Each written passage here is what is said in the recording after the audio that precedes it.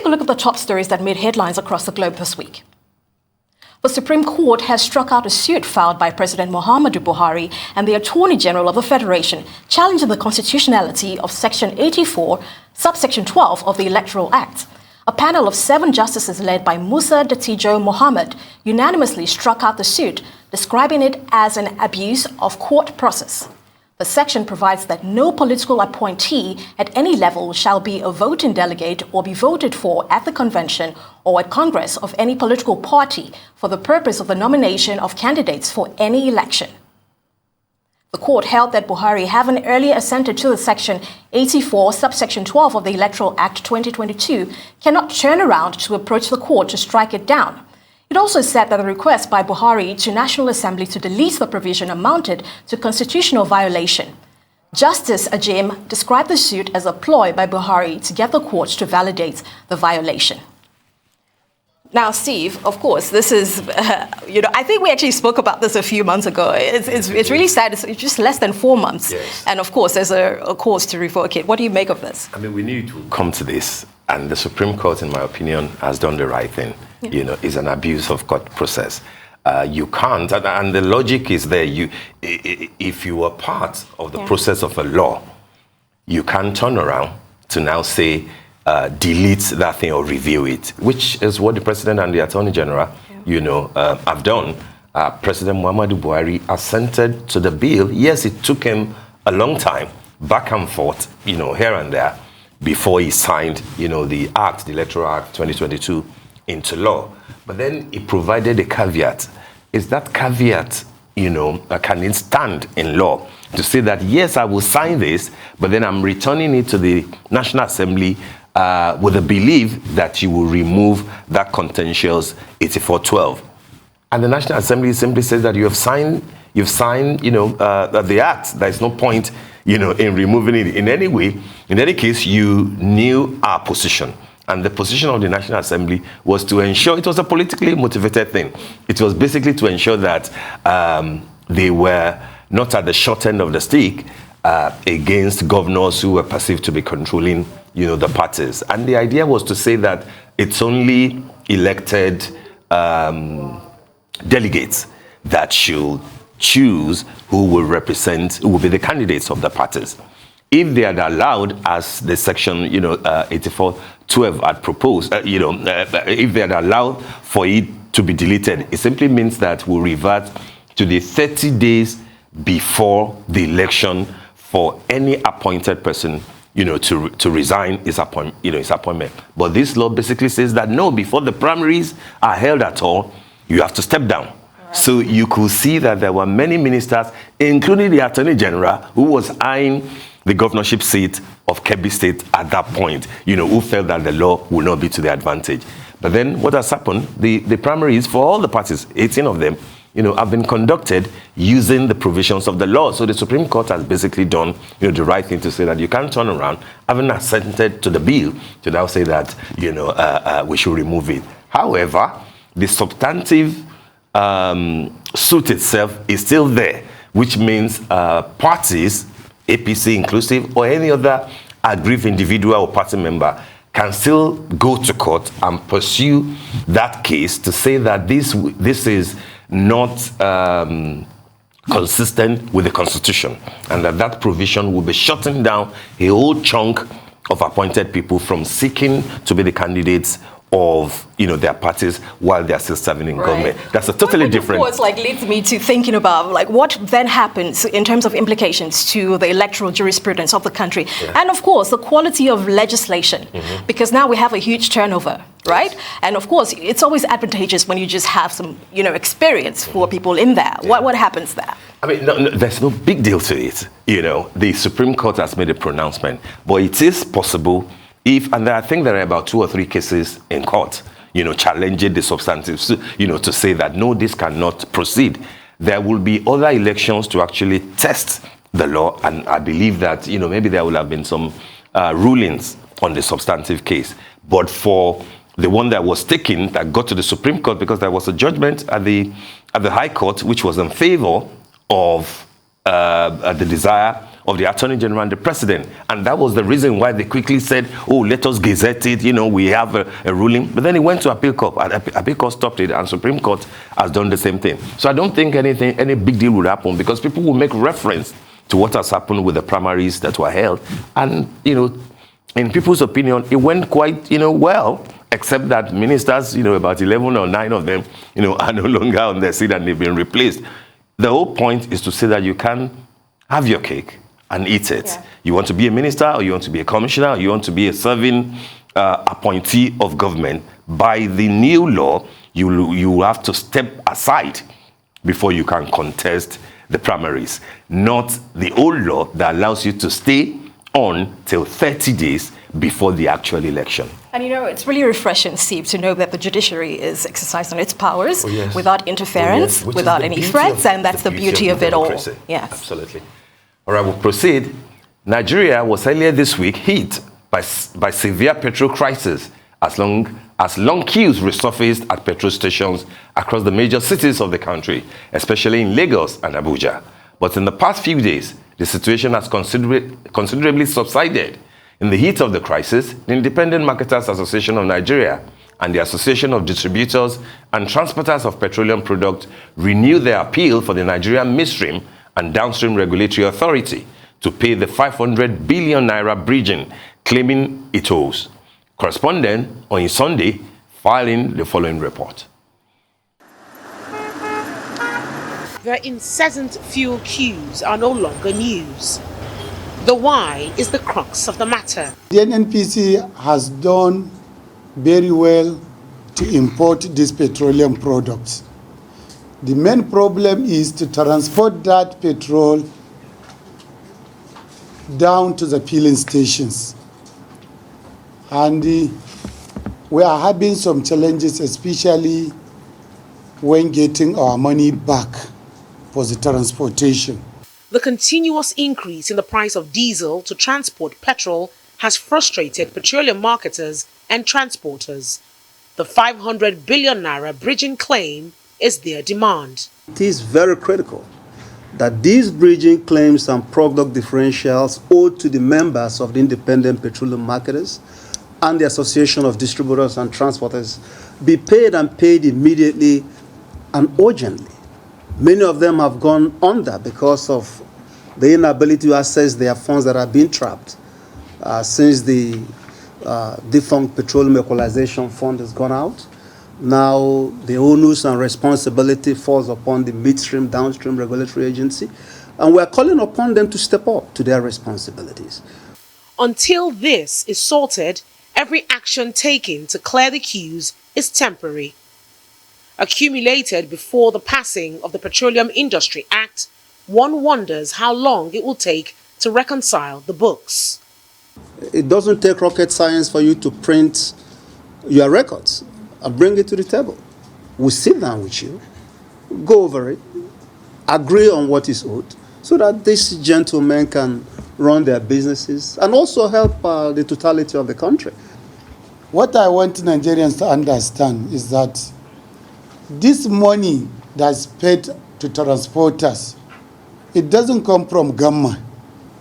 It is the Nigerian masses that are contributing this money.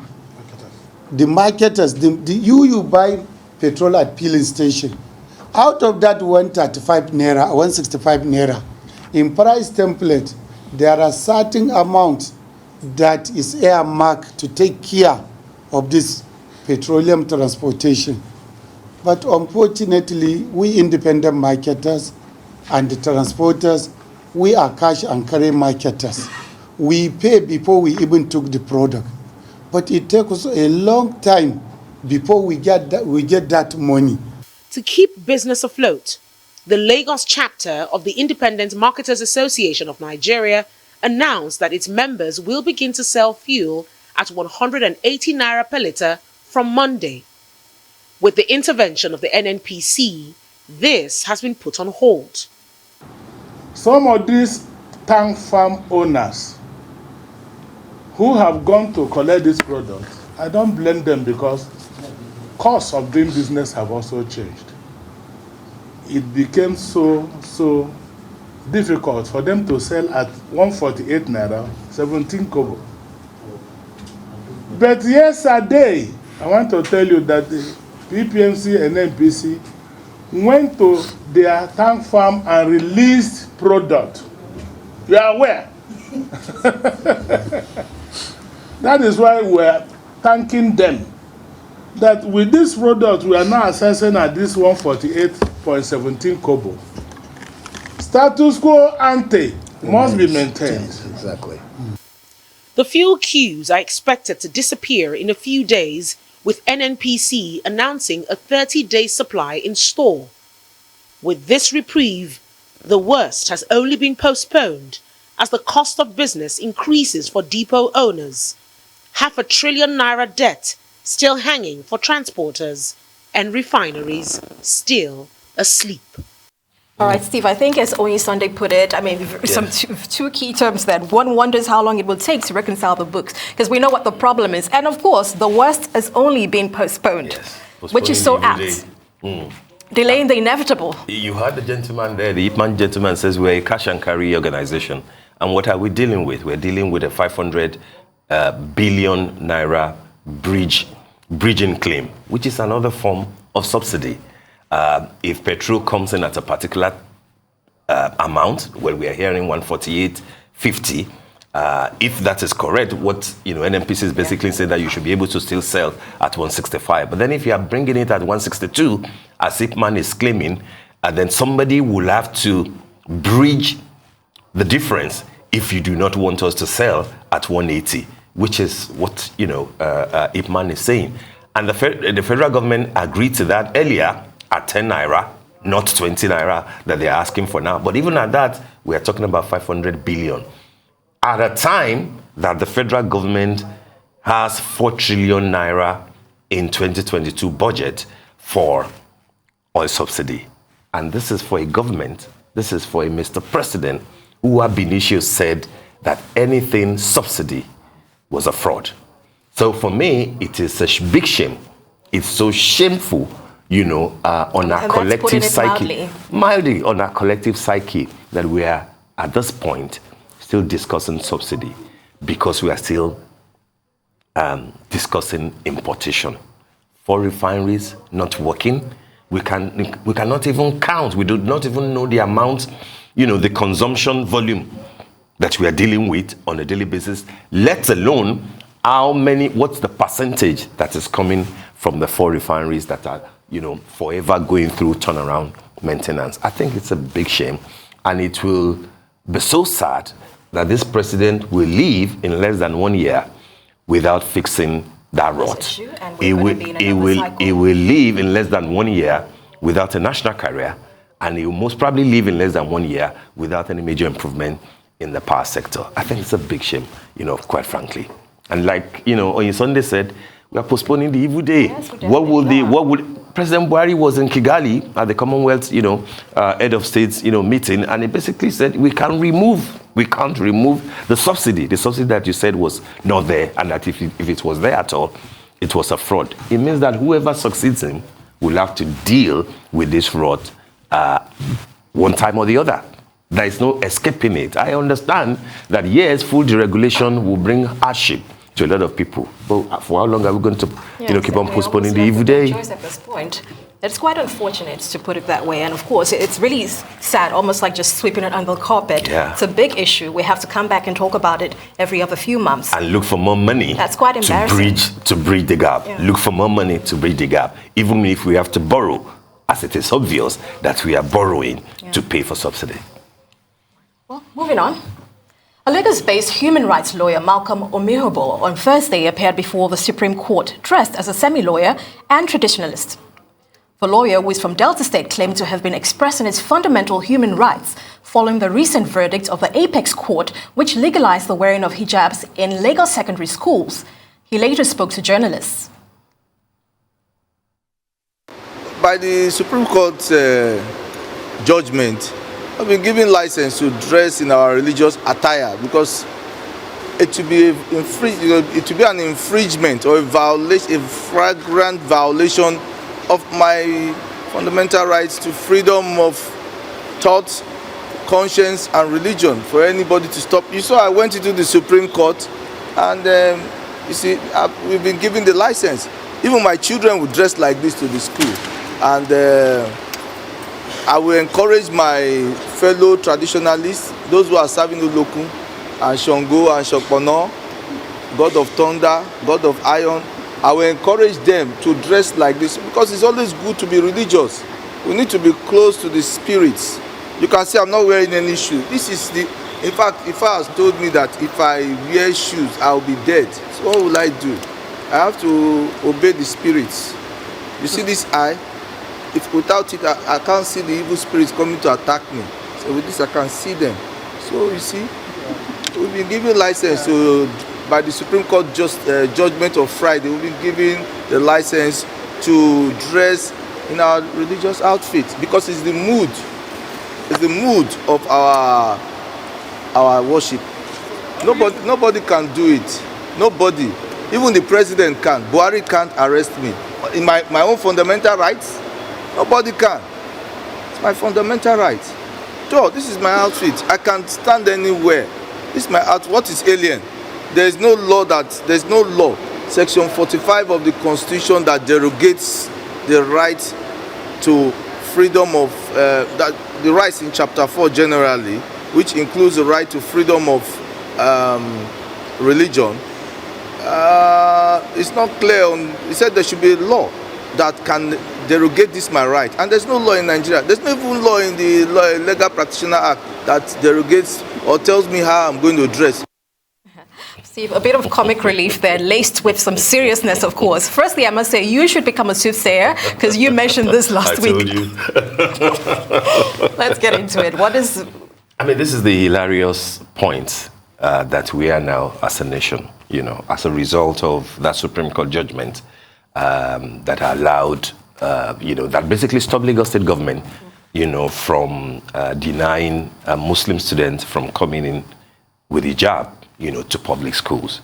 And we did say it last week that, it's the interpretation of the law that will now get us to unintended consequences. And this is what, the gentleman lawyer, has done to say that, okay, if the, so by the Supreme Court judgment, if you're saying that, there's freedom of religion, and by extension, you can dress to the occasion to reflect your religion.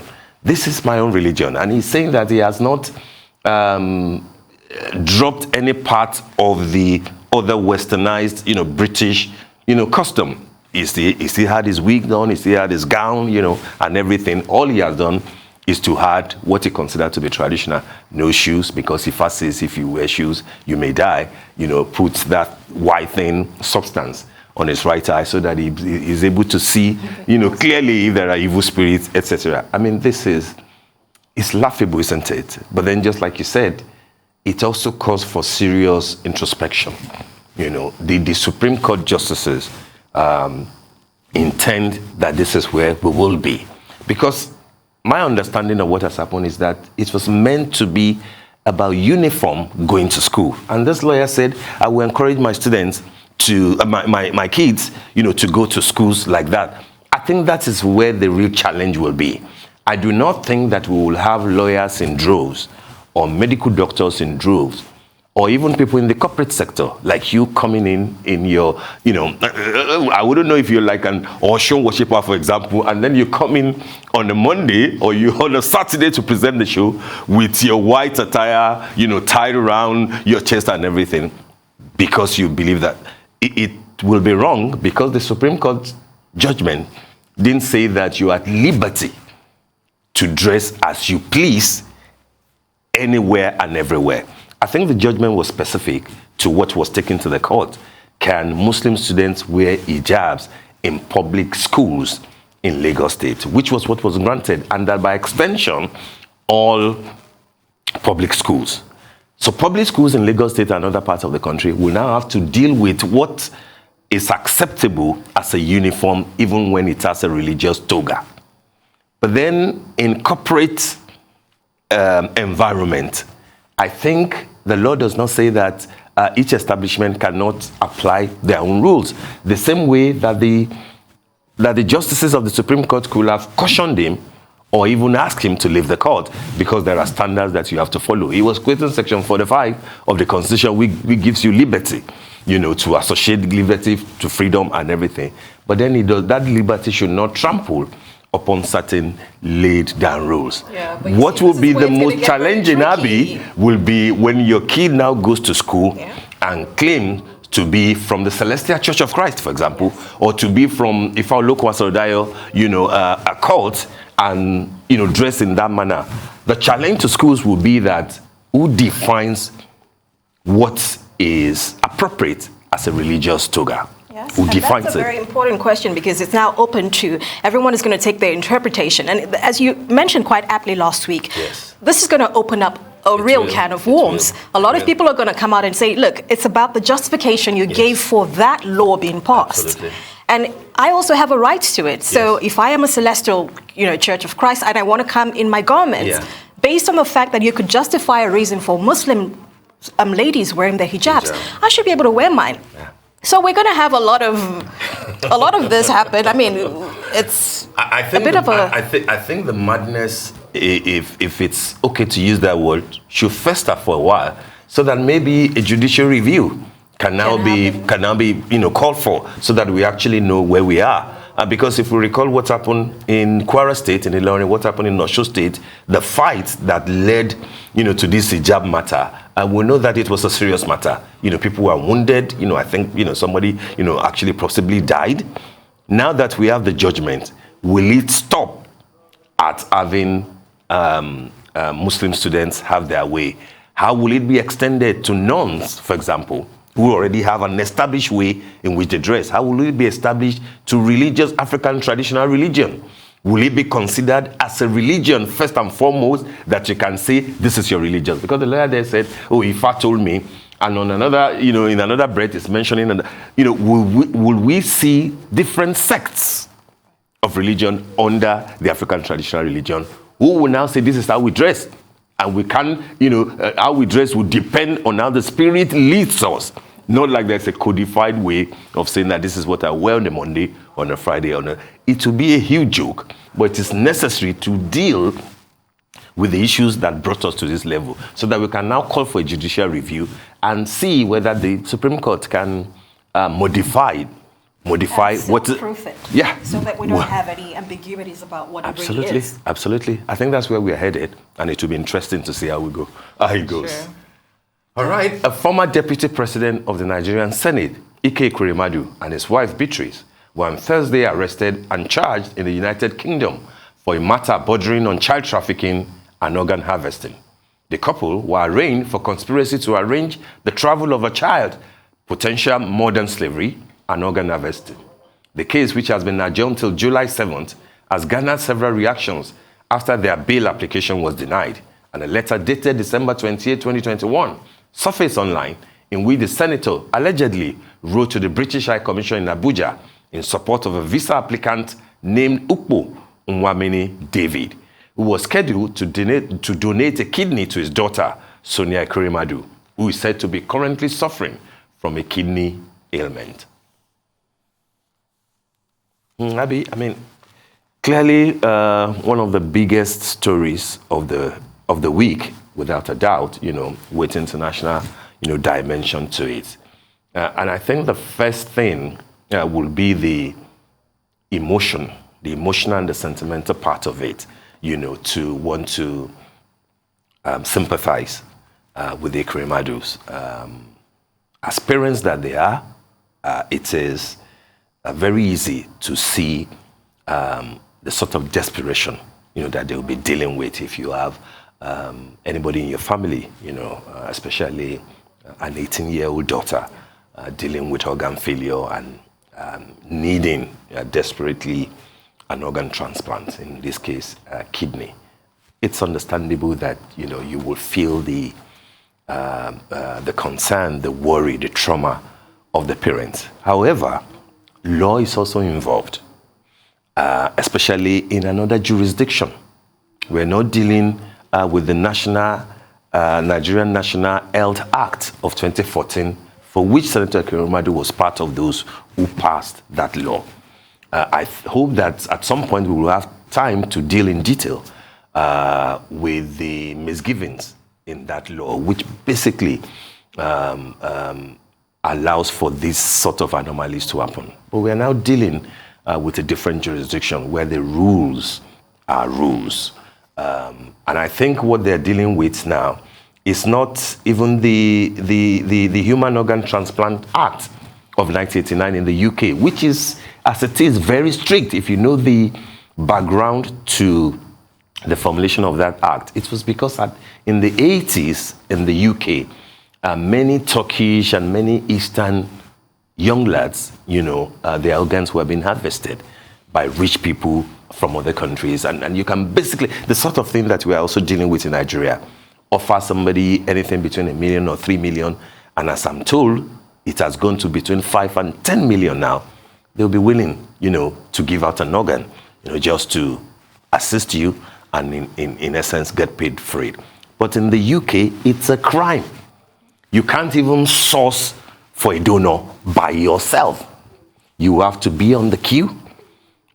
It has no transaction of any sort must be there. And what the law recognizes is that, in the first instance, it will have to be those that are considered to be family members, and it's clearly defined in that act. The exception to that will have to be guided. It can be used sourcing, for who will donate, particularly if there is a suggestion or an indication that person might be rewarded. I've read all sorts on the Nigerian social media using the Nigerian mind to interpret the British law, which will not be helpful to the Ekweremadus in any way. But then there's little that we can say about this matter. It is the Modern Slavery Act that the prosecutors have used in, shall we say, nailing the Ekweremadus. But we will have a better view of it by July the 7th when we'll know for a fact if indeed the young man that was meant to be the donor is indeed a minor. Is it 15 or 21?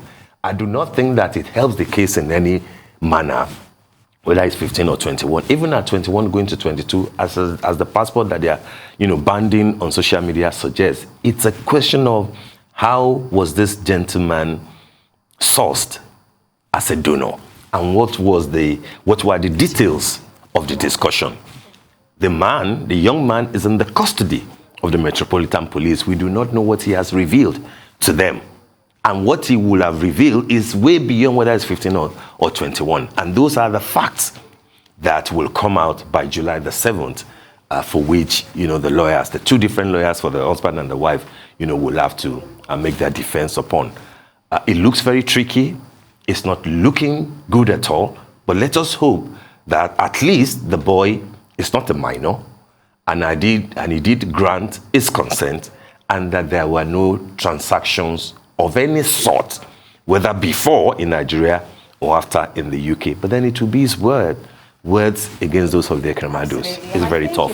Very importantly, it's very important to start with, like you said, this is a very sensitive issue. Yes. It involves the life of a little girl who is currently in need of an organ. Yeah. So we have to tread very lightly around the situation, because that leads to the frustration of the parents, as you've mentioned. That being said, there are some blurred lines there. And until the 7th of next month, July, I don't think that we should be making any conclusions around this. Already, social media has gone agog with it, quite insensitively, I must say. And there are a lot of questions that will come out after that. If, for instance, indeed, the documents were falsified, his passport, where his age has been altered, that's a whole different conversation. It opens up so many new conversations into even the Nigeria Immigration Service. How did that happen? Yeah. Now, a lot of Nigerians will say, look, you're dealing with certain caliber of individuals, it's so easy to happen. But should that fly? So there's so many other, blurred lines around this topic, but we should wait and see what comes out of that. Indeed. I mean, in waiting, we shouldn't suggest, of course, that we should stifle fair comments, particularly where it concerns, our understanding of rule of law, yes, on the one hand, and on the other hand, a kind of introspection. If the Nigerian healthcare system had been working in the manner that it ought to have worked, maybe we wouldn't, absolutely, to take anybody. You need to know the number of Nigerians who are traveling to India, for example, not even, the UK where, the children of the Ekweremadus are based, as we are told, to India, to other parts, of the Far East, where, a whole lot is going on as far as organ harvesting is involved. And people will just think, oh, if they can't do it in Nigeria, let us go to, another country where it can be done. Tales of woes, deceptions, unmet promises, all sorts that are happening, But I mean, let's just be hopeful that at least this case, for the sake of the 18-year-old girl who's desperately, in need of a lifesaver, let's hope that we will get to a situation that won't compound the problem.